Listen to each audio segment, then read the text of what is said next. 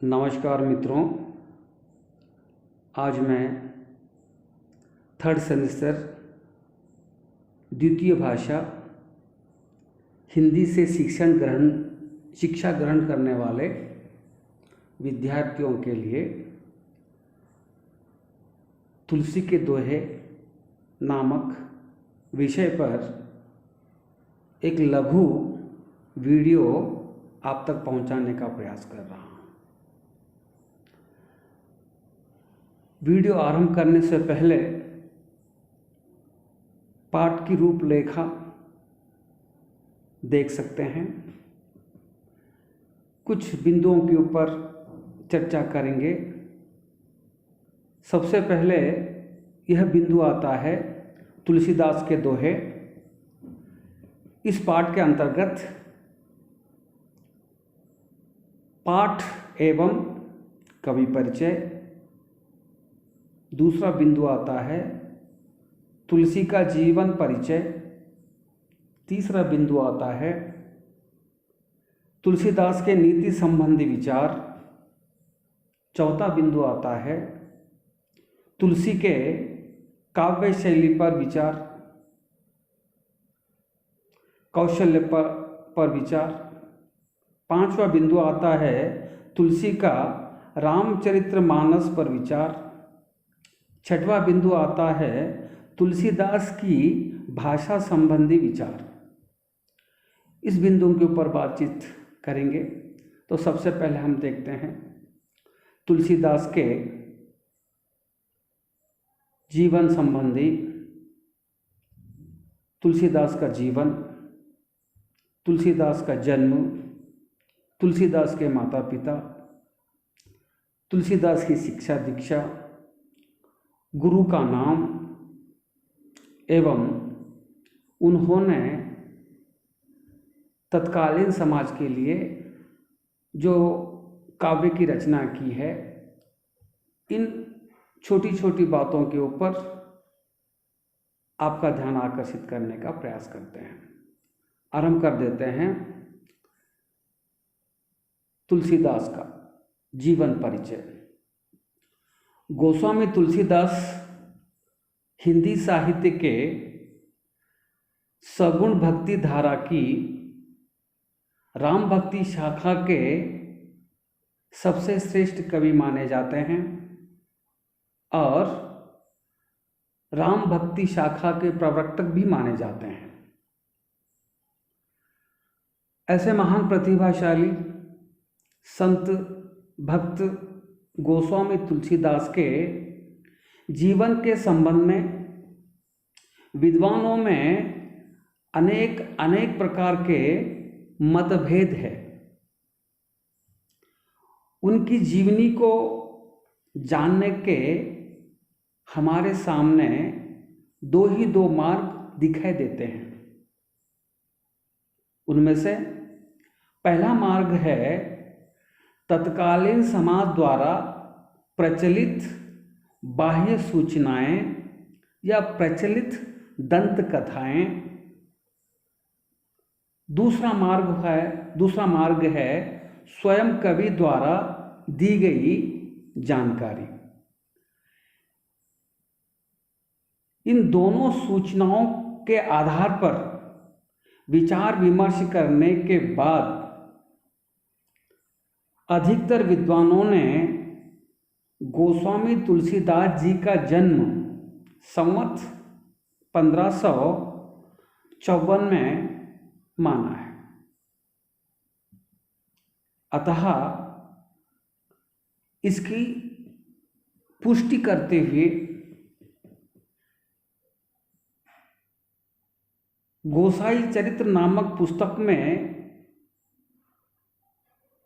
इस प्रकार का दोहा हमारे सामने लाते हैं। दोहा इस प्रकार का है। 1554 विषय कालिंदी के तीर, श्रावण शुक्ल सप्तमी तुलसी धरायो शरीर। इससे स्पष्ट हो जाता है गोसाई चरित्र के द्वारा गोसाई चरित्र में तुलसीदास के जन्म के बारे में स्पष्ट तिथि हमको उपलब्ध हो जाती है। तो इस बात के ऊपर कोई विवाद नहीं हो सकता है। तुलसीदास का जन्म संवत 1554 में ही माना गया और उसी प्रकार उनकी मृत्यु भी संवत 1680 में मानी जाती है। इसके उपरांत तुलसीदास के जन्म स्थान, तुलसीदास के गांव विषय में भी विद्वानों में एक मत नहीं है। अतः इन दिनों अधिक से अधिक विद्वान यही मानते हैं कि उनका जन्म सोरो नामक गांव में हुआ था। लेकिन कुछ समय के पश्चात तुलसीदास का जो परिवार था वे राजापुर में आकर बस गया था। राजापुर या राजपुर में आकर बस गया था। तो इससे ये साबित होता है कि अंततः तुलसीदास का जो गांव है, जिस गांव में जन्म हुआ है, वह अधिक से अधिक विद्वानों ने यही स्वीकृति दी है कि इनका जन्म राजापुर या राजपुर में ही हुआ था।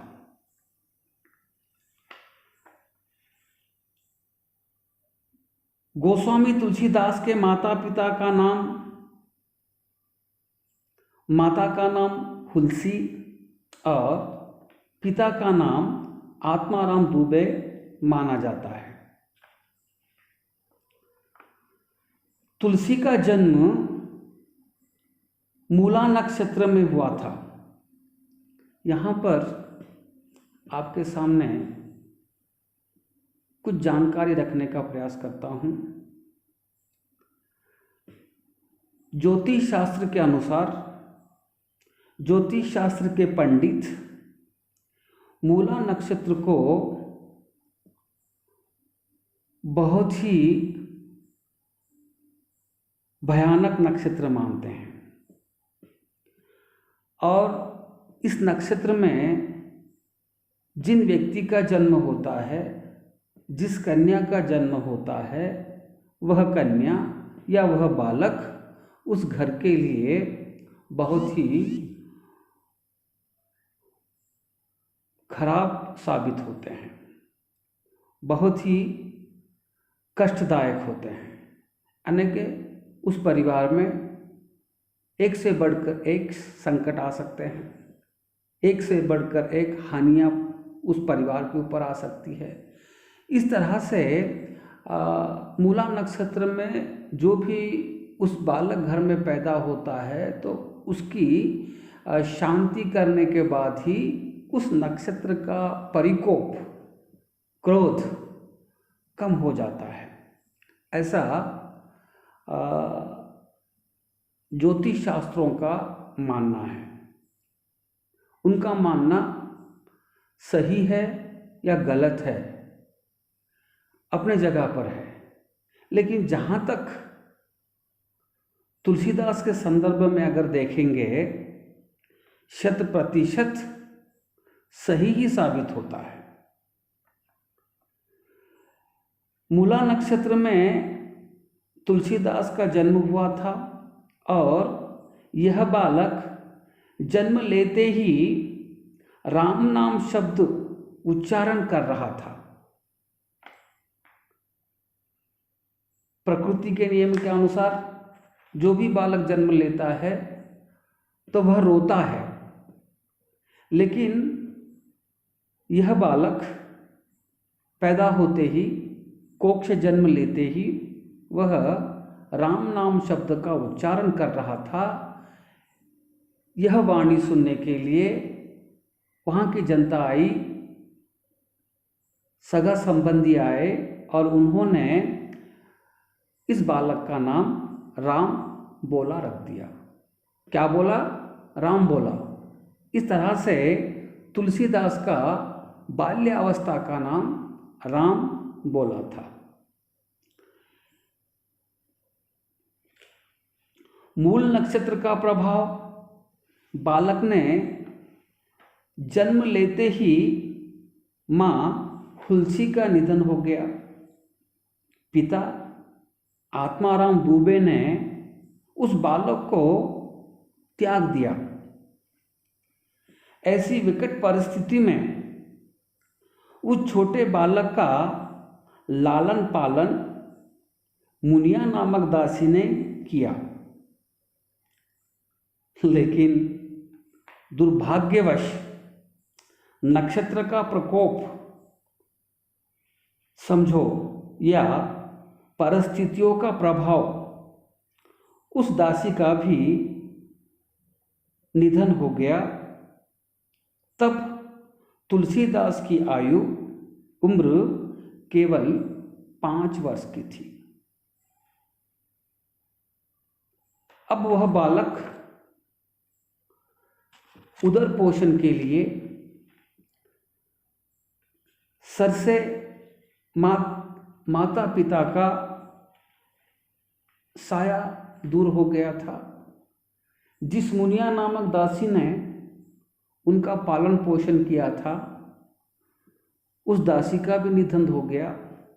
अब वह बालक 5 वर्ष का, वह अनाथ बालक 2 वक्त की रोटी के लिए भिक्षा मांगता इधर उधर भटकता था। उस बालक की दयनीय दशा को देखकर कुछ साधु और कुछ संतों ने तत्कालीन प्रसिद्ध संत नरहरिदास तक पहुंचाने का प्रयास किया। इस प्रकार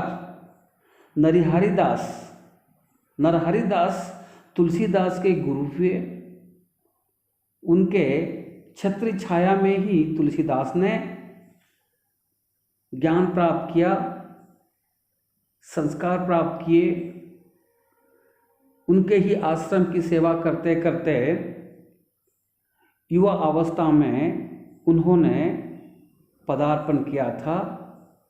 इस तरह से उनके गुरु नरहरिदास हुए।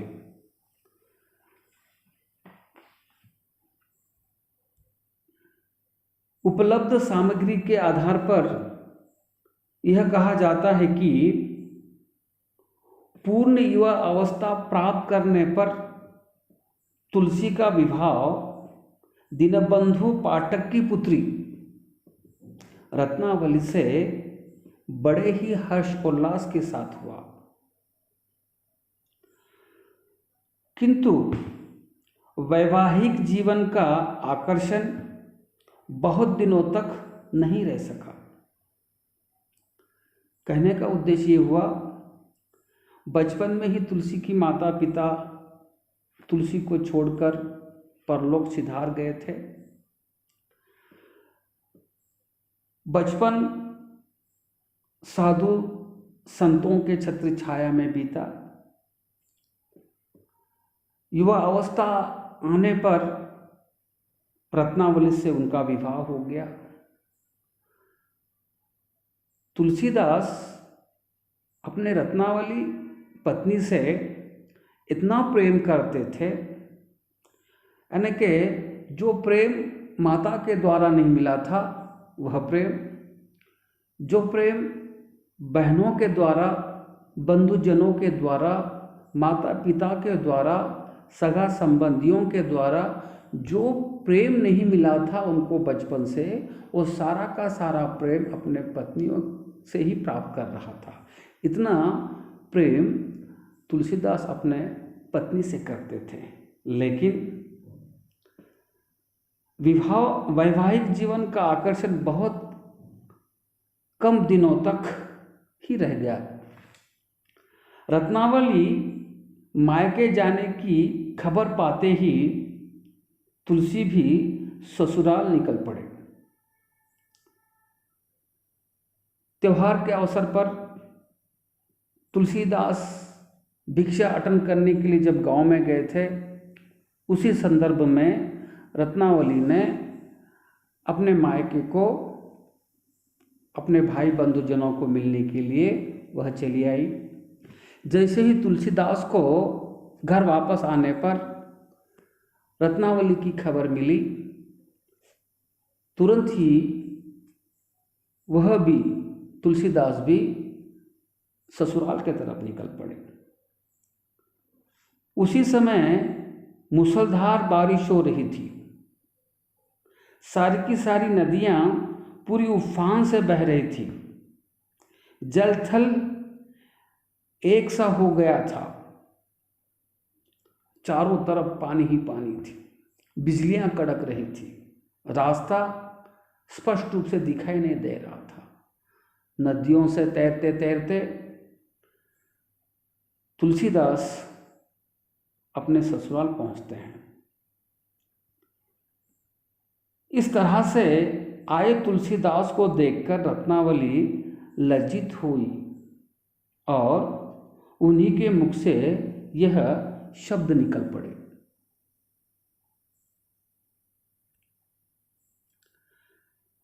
लाज न आवत आपको, दौरे आए हूं साथ, धिक धिक ऐसे प्रेम को, कहा कहो मैं नाथ। रत्नावली कहती है,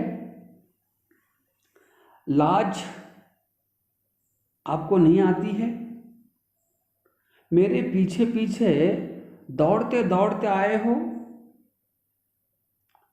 धिक्कार है ऐसे प्रेम पे। हे नाथ, मैं आपसे क्या कहूं। फिर वह कहती है, यह जो शरीर नश्वर है,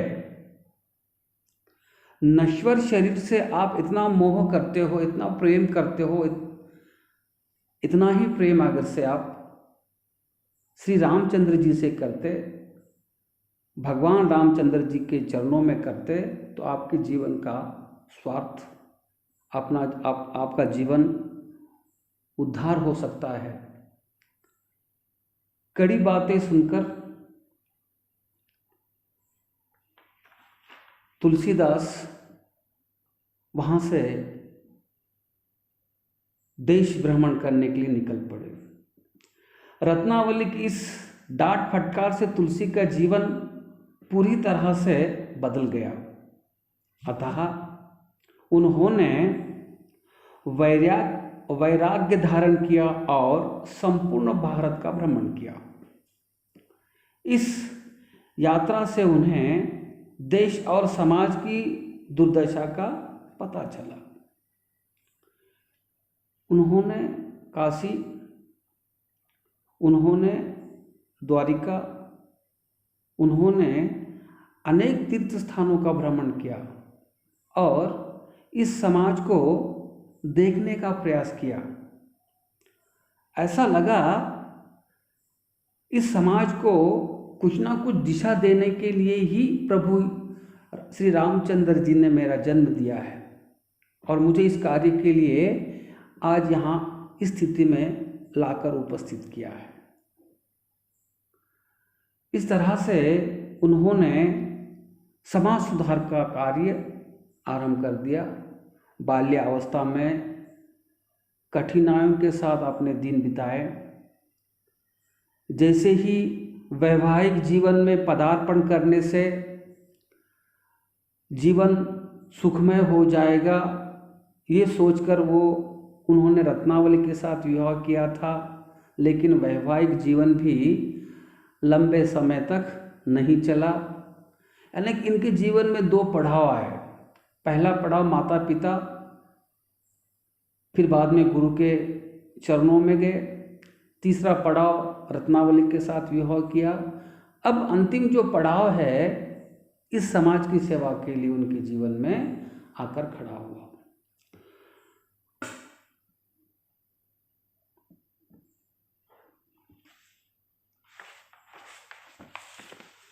गोस्वामी तुलसी की कुछ रचनाएं इस प्रकार की है।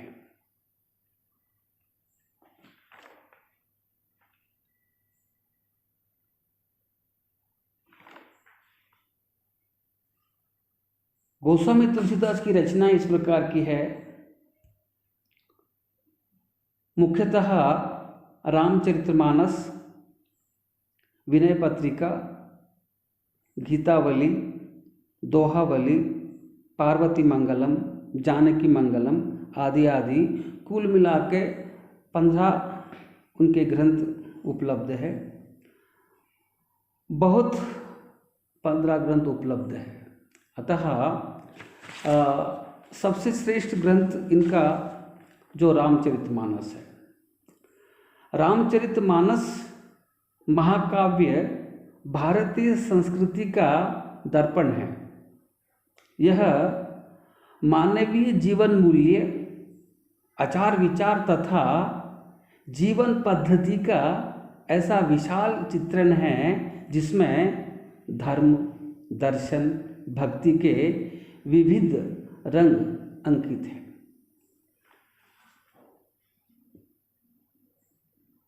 तुलसी का रामचरितमानस विश्व प्रसिद्ध ग्रंथ है। आज उत्तर प्रदेश ही नहीं बल्कि समस्त भारतीयों के घरों में उस ग्रंथ का पठन होता है। ऐसे अद्भुत ग्रंथ का निर्माण, ऐसे अद्भुत ग्रंथ को हमें महाकाव्य को देने का प्रयास तुलसीदास ने किया था। तुलसी भाव सम्राट तथा शब्द सम्राट थे। ब्रज, अवधी तथा संस्कृत भाषाओं पर उनका समान अधिकार था। यानी कि तत्कालीन जमाने में अयोध्या के इर्द गिर्द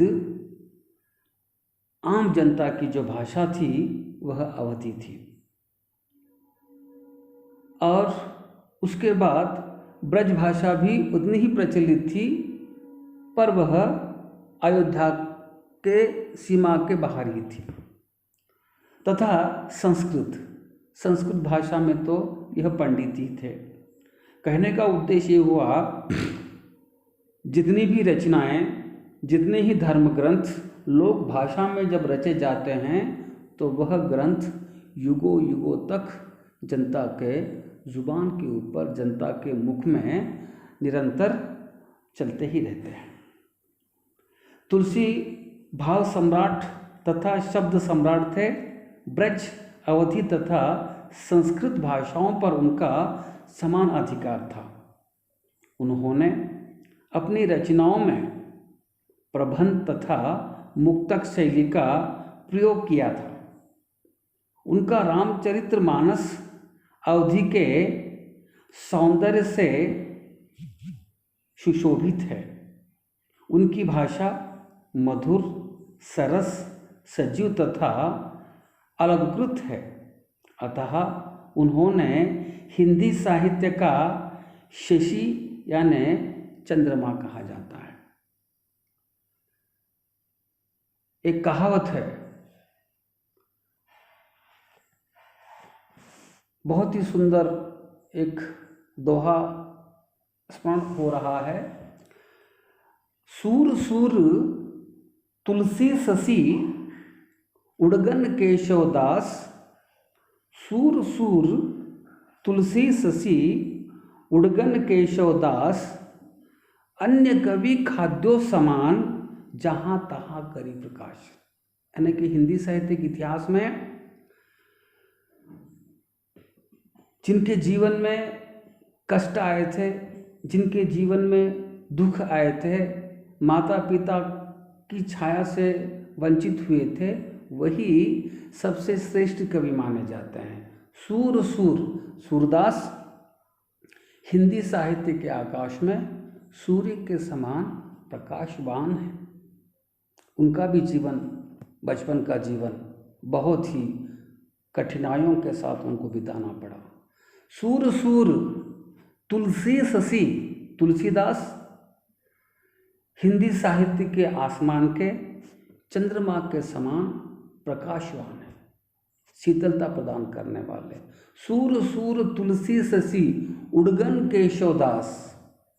केशवदास ने रामचंद्रिका नामक बहुत ही सबसे श्रेष्ठ ग्रंथ लिखा था, लेकिन उस ग्रंथ का आम जनता तक नहीं पहुंच पाया, क्योंकि उनकी जो भाषा थी, कहने का जो ढंग था, आम जनता के परे था। इसलिए वह श्रेष्ठ काव्य था और वह आम जनता तक, जैसे कि रामचरितमानस पहुंचा है, घरों घरों तक पहुंचा है, वो ग्रंथ, वो काव्य नहीं पहुंच सका। उड़गन केशवदास यानी कि छोटे छोटे स्टार्स होते हैं, चांदनियाँ होती है, उसके समान चमकने वाले उड़गन केशवदास। फिर अन्य कवि खद्यो समान जहाँ तहाँ करि प्रकाश। जो दूसरे जो कवि है वह विशेष प्रकार के रात में चमकने वाले कीड़े होते हैं,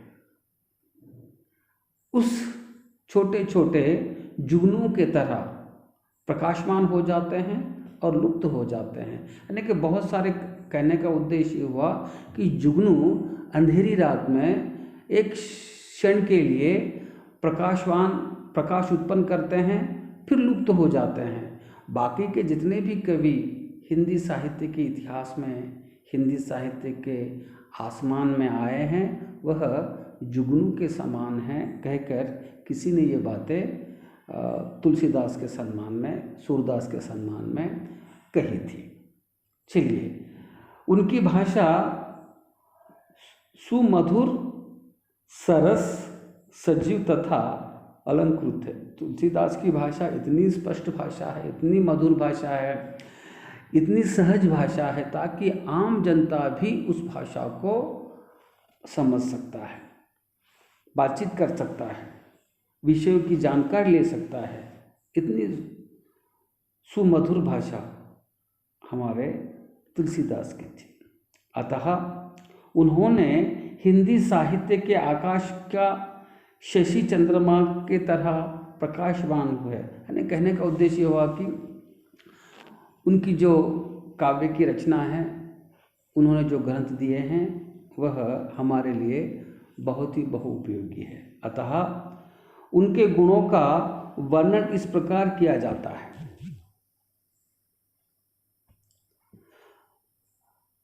भक्त था, सुधारक था, कवि था, ज्ञानी था, परहितकारी था। भक्त था,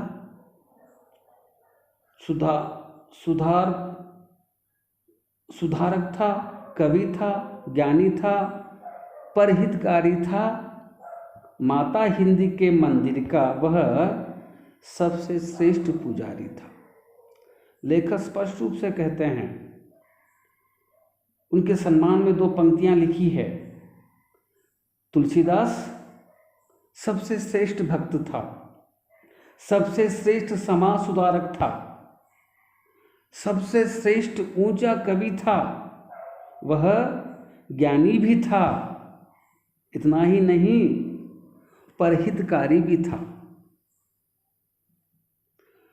माता हिंदी के मंदिर का वह सबसे श्रेष्ठ पुजारी भी था। मित्रों, हमने संक्षिप्त में आज तुलसीदास का जीवन परिचय आपके सामने रखा। इसके उपरांत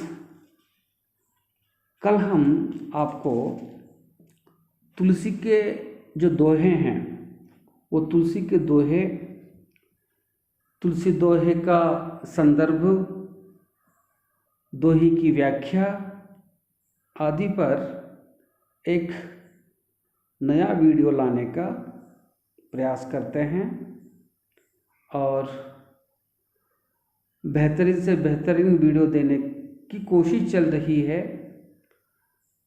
मेरे ख्याल से अभी 1-2 वीडियो आने के बाद उसमें थोड़ा थोड़ा सुधार होते जा रहा है। और इसके बाद के जितने भी वीडियोस आएंगे तो वह वीडियोस बहुउपयोगी रहेंगे। इसी बात को आपके सामने प्रस्तुत करते हुए आपसे विदा लेता हूँ। धन्यवाद।